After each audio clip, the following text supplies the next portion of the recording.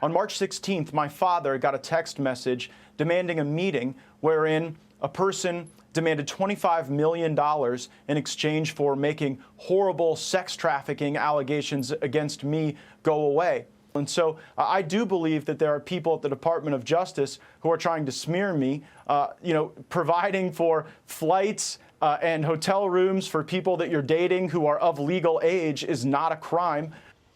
So that was Congressman Matt Gaetz telling Tucker Carlson that he, quote, did not have a sexual relationship with a 17-year-old girl, and that the false accusation is part of a plot to extort money from his family. The New York Times reports the Justice Department is investigating whether the Florida Republican broke sex trafficking laws by paying for the girl to travel with him. It is a horrible allegation, and it is a lie. The New York Times is running a story that I have traveled with a 17-year-old woman, and that is verifiably false. People can look at my travel records and see that that is not the case. The person doesn't exist. I have not had a relationship with a 17-year-old. That is totally false. The allegation, as I read it in the New York Times, is that I've traveled with some 17-year-old in some relationship. That is false, and records will bear that out to be false. So no comment on this investigation from the Justice Department, where it's been going on for at least a year, according to reports. Let's bring in Jonathon Turley, constitutional attorney, George Washington law professor, and Fox News contributor. Jonathan, good to see you today.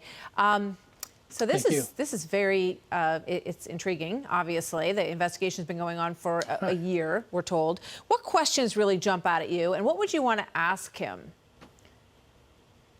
Well, first of all, it does show that under Bill Barr, the department did act in an apolitical, nonpartisan way. This is yet another investigation of someone who is a Trump supporter. And the question is, what is really being investigated? According to the congressman, there is an extortion conspiracy that was involved here. According to the New York Times, there is a question of traveling with an underage girl for sex in violation of federal law. This is something that the truth could be determined, right? Either she is younger than 18 or she is not. Either he traveled with her or he did not. Those facts are probably established at this point. It's hard to imagine that they're not.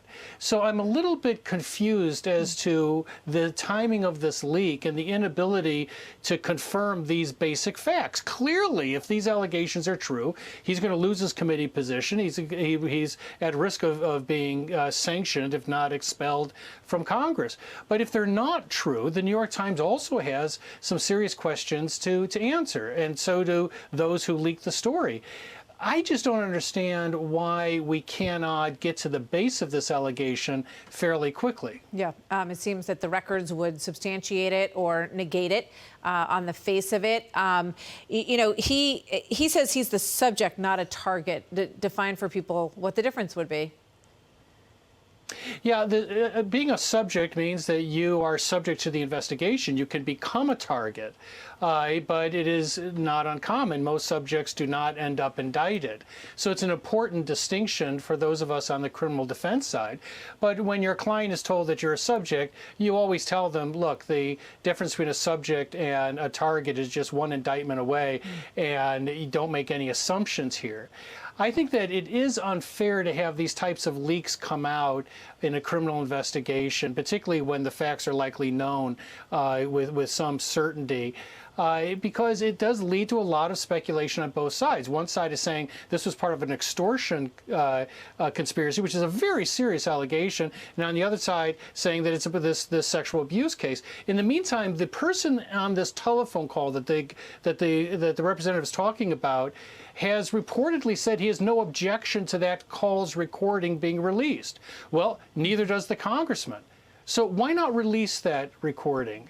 It's not like you're trying to keep information from core parties. They know because they were on the call. Yeah. So I think a lot of questions have to be answered, including why this leak and the little information we're getting on the base allegations. Yeah, you raise all excellent points, and hopefully we'll get some more of this will come to light, and it will sort out, because the person who's being accused of extortion is also someone who's going to be under a lot of focus as well. A former Department of Justice official he accuses of extorting him and his family over this information. So more to come on that. Jonathon Turley, thank you very much. Good to see you, sir. Thank you.